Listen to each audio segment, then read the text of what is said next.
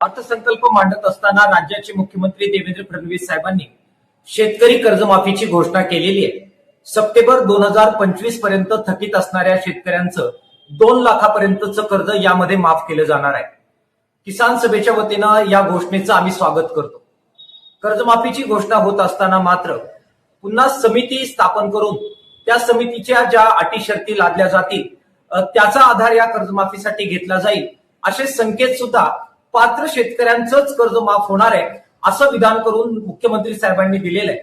त्याच्याशिवाय 2 लाखाच्या वरचं कर्ज सुद्धा या कर्जमाफीमध्ये धरलं जाणार नाही।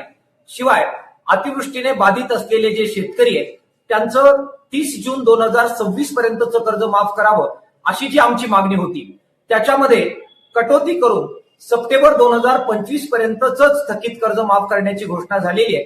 त्याच्यामुळे मोठ्या प्रमाणात शेतकरी यापासून वंचित राहतील अशी साधार भीती आम्हाला वाटते आहे। त्यामुळे एकीकडे या घोषणेचं स्वागत करत असतानाच हे जे काही वंचित शेतकरी राहणार आहेत त्यांच्या कर्जमाफीबद्दल राज्य सरकारने पुनर्विचार करावा।